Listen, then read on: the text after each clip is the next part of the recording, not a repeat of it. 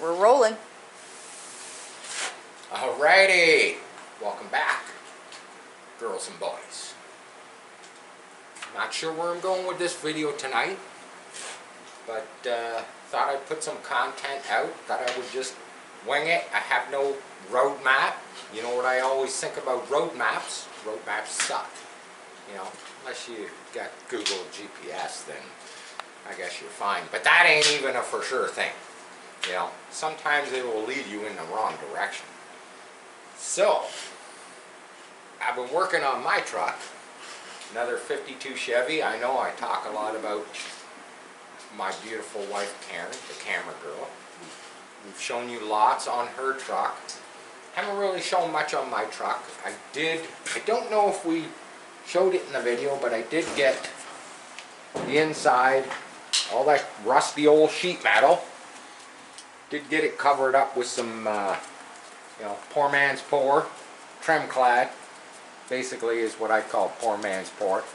Trim clad, I always spike it with a little bit of automotive hardener. Makes it a little bit harder. Oh gee, look at, we got our four-legged friend. I don't know if the viewers can tell, but he's growing. He is growing. He's growing. He's pretty crazy. That's why we call him Mad Max most days.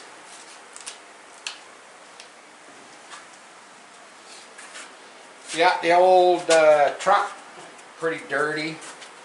As you can see, I've got the hood off because I got to get I'll move around so the camera girl can come and kind of show you. Basically, I put these firewall pieces in, oh, Jesus, long time ago, probably more than a year ago.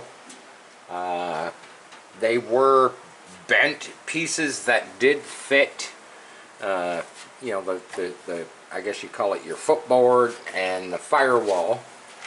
Whether they were made for this truck, I don't know. They came with it when I bought it. This thing had no floor, no firewall.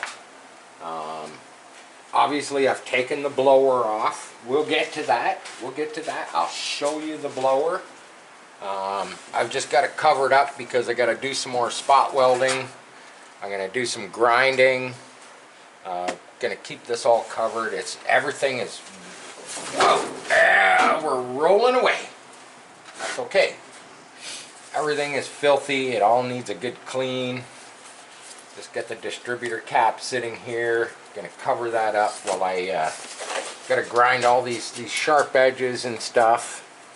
You know, put some seam sealer. Get her all painted. Get it painted up. Make it look pretty. But that's what's going on with this. I did take the rad out. This shroud I made for my electric fan was all rusted, so I took it off. I actually redid the tabs to hold it to the radiator because it was screwed in the rad, but the screws, every time I fired this thing up, the screws would vibrate loose and they would fall out on the ground and stuff, and it was just, yeah, make some tabs, make it permanent. We got our little I don't know what you call it. I'm not going to be running a hood latch. I'm going to be running hood pins through here. So I just came up with this little fiberglass piece that I made from an original one, which I'll probably paint this up fancy, probably put an airbrushing, or this is probably what I will put right here. I will probably put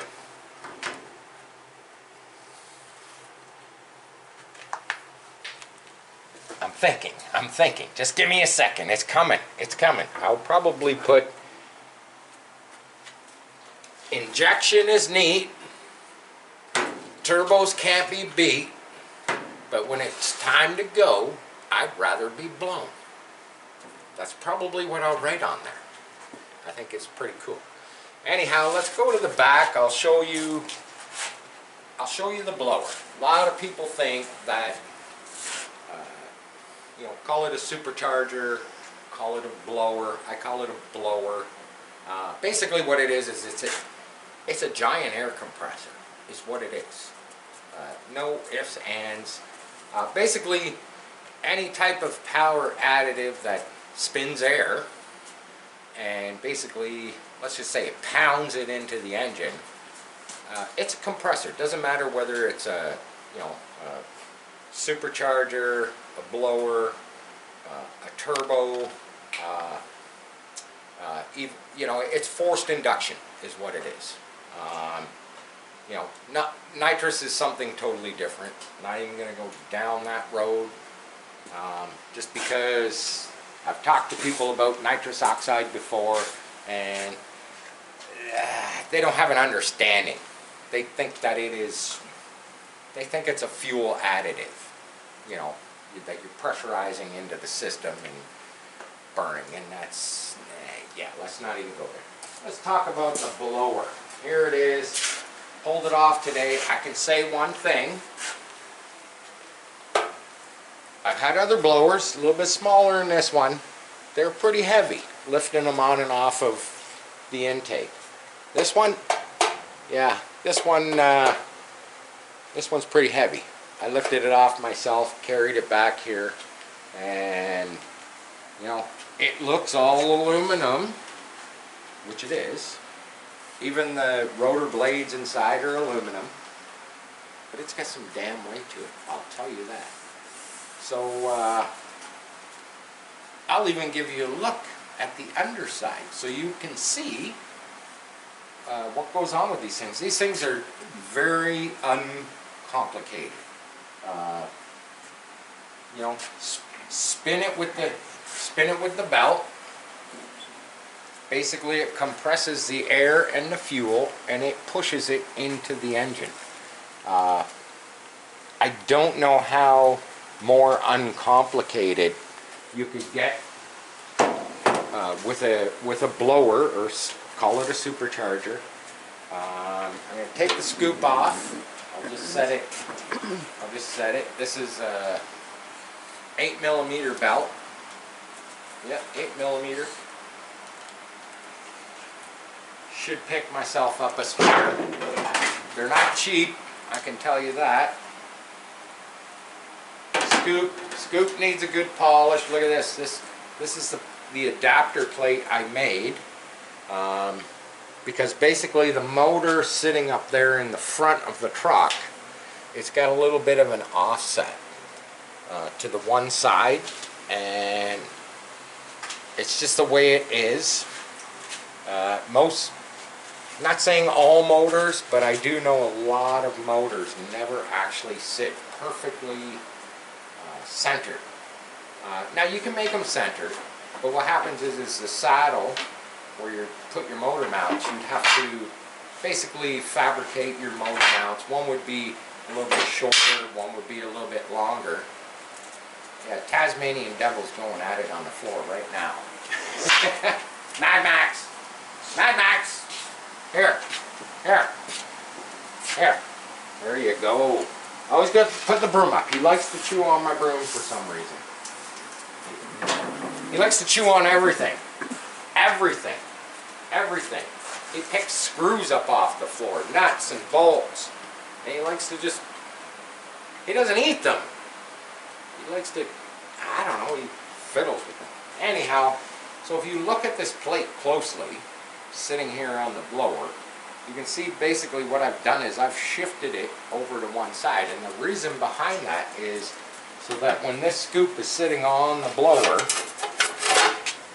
it's kind of offset to one side, but when you look at it when the hood is on the truck, it fits perfectly in the hole that I cut in the hood. Now you would say, oh well, you effed up on cutting the hole in the hood. No, the hood is perfectly symmetrical, it's perfectly even, and I wanted the scoop, to sit in that opening and look good. And it's even wedged. I'll show you the plate, but it's got a wedge. This end is higher by just a wee bit. You can see I made a ringlet. So yeah, one is higher than the other, and that's so it wedges it, kind of aims it forward, so When you see it sticking out through the hood, it just looks correct. And yeah, that making this plate took a little doing to get everything to look right. You know, offset to the one side, wedged forward. Now, you know, could you move the motor around? Well, sure you could, but you know, my motor was kind of already set in place. You know, mounts were welded in, whatnot, and basically, yeah. So I come up with this, and you can see how it rusted. But we're going to take care of that. I'm going to sandblast it, and I'm not going to paint it. I'm not going to rocker guard it or anything like that. I'm probably going to powder coat it just because it is sitting right above the fuel system. Now these two Holley carburetors, they're 600 Holleys, so that's equivalent to 1200 CFM, which is for a little small block Chevy 350. You know, that's a lot of air fuel mixture. Does it use it all? Hell, I don't know. I don't really care. All I know is it purrs like a kitten. I'm not going to touch the setup. Obviously all this stuff needs clean because, you know, it's been sitting, it's been getting dusty. We'll give it the old brake clean treatment and blow it off with some air, because if it's one thing I don't like with hot rods and stuff like that is I hate cleaning chrome, and I hate polishing aluminum. I hate it, I hate it, I hate it. It's all one of my biggest mottos is, you know, function before fashion. And I'm sorry, that's just the way I am. You know, that's like my vehicles, I will not paint this thing shiny. This thing will have a nice flat finish on it, you know, flat black. It'll be flat, it might be a color. It could be dark green, maybe a army forest green. Not really sure what color we're doing our Chevy pickups yet, but I will tell you this, it will be a flat finish. Much easier, much nicer to take care of. I'm going to lift this blower up so you can see what's inside here. Really, there's not much inside here. Boy, I'll lift it up, tip it back. There's just two big old rotor blades in there, and basically they turn that way. So basically, if you think of the top, they rotate from the top center outward, so they're pushing your air fuel around. But if you look at the way the rotors are, let me grab a flashlight so you can see in there a little bit better. So there's 3 blades on each rotor. They're not straight. They are on a bit of an angle. These rotors are not perfect, and I can show you that. I'll bring one around. Where is it? Where are you? There you go. Look right there where my finger is. There's a nick out of that rotor blade. Now, a really good rotor or blower has nylon plastic strips on these blades, and that's to seal it up so that you get even more boost from the blower. So basically, when this thing's spinning, you know, at 2,000–3,000 RPM, it is compressing the air-gas mixture and forcing it basically down into your engine. It's pretty. It is a very simple power additive system. They're expensive, no doubt about it. But they are, even though a blower is expensive, they are cheaper than most other power add-ons. You know, turbos, very expensive stuff. So basically right now this motor, when I bought it, the pulley down on the crankshaft is basically a tiny bit, it's got a couple more teeth on it than this one. But when I bought it, this was on the bottom, the other one was on the top. It was running at 5% underdriven. First thing I did was swap the pulleys. That's the nice thing with this setup, is I can take this pulley and I can put it on the crank, and I can put the one on the crank up here. So basically I reversed the pulleys and I ran it 5% overdriven, which means the blower is spinning 5% more than the engine.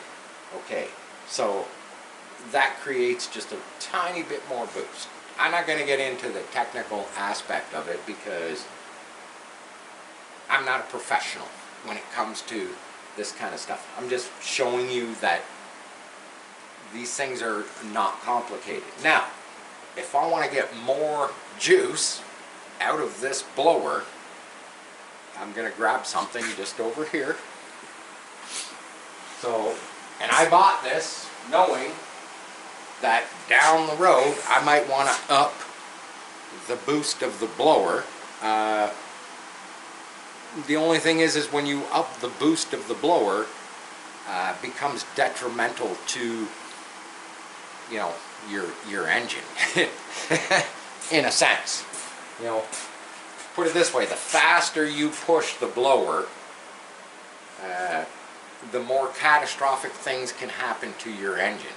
Head gaskets, you can knock ring lands off the pistons, heck, you can even blow holes through the tops of the pistons. But basically what I'm saying is, if you go to a smaller pulley here and you spin the rotors faster, you get more boost, you get more air fuel being pumped into each cylinder at a higher rate of speed. Hence, the smaller pulley. Much smaller pulley. And I bought this, bought it off Marketplace. These things, you know, they're about $100 a piece. They vary in size and price. So basically, this is a 49 tooth. This is a 60 tooth. So just, I'm not going to go through the detail, but right now this 5% overdriven. When I bolt this one on and run it, it will be close to, it's like, yeah, might as well say 20% overdriven. Probably going to take the boost factor from about 5. You might as well double it. So we'll be up around 10. But that could be catastrophic to the small block Chevy. And am I going to try it? Well, hell yeah. You know I'm going to try it because that's just the way we roll here at Sharp Customs. You know, just running at 5% overdriven, I noticed a big difference on how the motor ran. 20% over? Oh, hells yeah. You know that I'm going to do it. And of course, you know, down the road, once this thing ever gets on the road, you'll get to see it. You'll get to see the difference. You get to see the difference with 5% over and 20% over. Could we blow up the engine? Well, hell yeah, we could blow up the engine, but it's just an engine, you know. I got a few more sitting underneath the bench over there that, you know, they're just waiting to be, you know, freshened up, some new parts put in them. Motors come and motors go. That's the way I see it. And yeah, so there you have it. A little rundown on the blower for my 52 Chevy. Of course, you know, look at those gorgeous tires on the back of this thing. I've got all inside the bed. I've got all that framework, you know, painted up. I don't really spend too much time. You know, everybody knows on the channel that I've been spending a lot of time doing the quarter scale GT40s. Obviously, there's one right here in the box. It's got the labels. It's probably gonna. Whoa, check that out. throwing the old peanuts out. I gotta pick those up because the dog will eat those suckers, I know it. We got another one sitting right there. Just waiting for, don't know what I'm waiting for. Basically I'm waiting for another clientele to say they want one. I've got a list of people throughout the United States that you know, they want these things. I've got another one right here. It's this was kind of a request of one piece. So as you can see, the molds, it's fully together with the side skirts or rockers, whatever you want to call them. It was, all the parts were PVA'd. Me and the camera girl, we bolted it all together. That's funny. Together. This afternoon I sprayed it up with gel coat. Basically I did a two-part gel coat system, just trying to experiment basically. So I did, like, you know, 300 milliliters, and then I tinted one yellow, and I was like, oh, you know what, I've already done yellow. I think I want to try maybe like an orange, so I'll hit it just a little bit with some red in the yellow and make it go orange. But it didn't go orange. It went this real blah, kind of a creamy. It's there. It's on the table.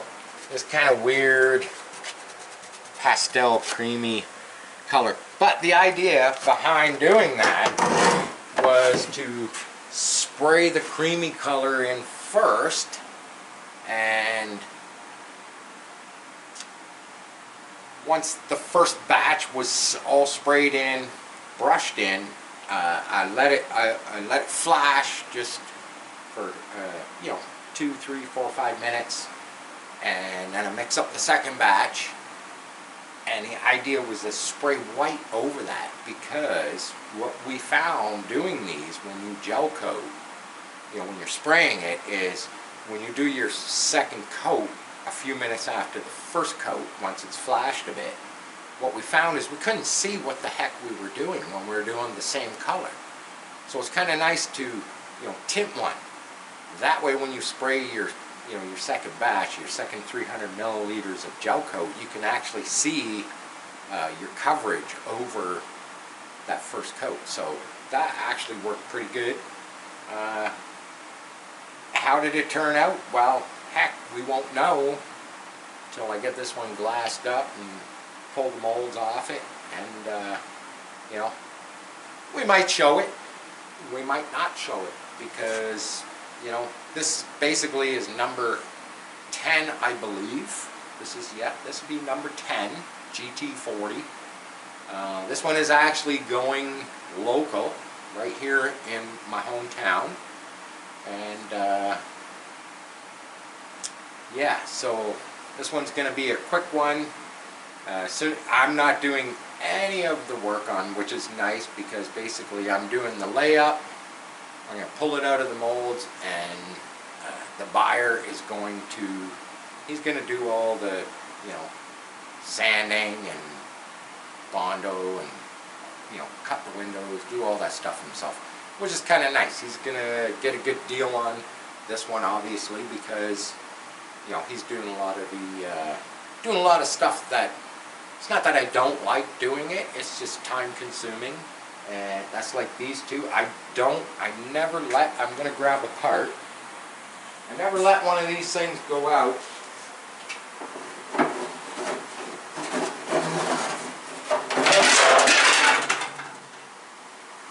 Oops. I never let one of these go out without taking all the flash lines off. You know, there's body fill where the joints are. There's body fill in these little areas. You know, some of the lines that go around where, you know, basically whatever you want to call them, the seam lines, like right there, you can slightly see a little bit of a seam line there. I did put some filler there. You know, I try and sand most of it, but I try not to let them go out. When you trim out the wheel wells, There's a bit of a dip in here, so you got to put a little bit of filler in these little areas like this and kind of sand them out. And I don't mind doing that. It's a little more time consuming. But with that one, I don't have to do any of that because he's a local friend of mine, and that will be sweet. Now, unless there's something majorly wrong with it, I'm going to fix it before I hand it off to him. You know, that's just the way I am. That's just the way I roll. You know, I don't let any shit go out the door. But yeah, I said I was going to keep this video short. I think I've gone beyond short. So, till our next video, peace. Thank you to all my new subscribers. Thank you to all my regular subscribers. You know the routine, man. I ain't even going to say it tonight. Peace. I'm out.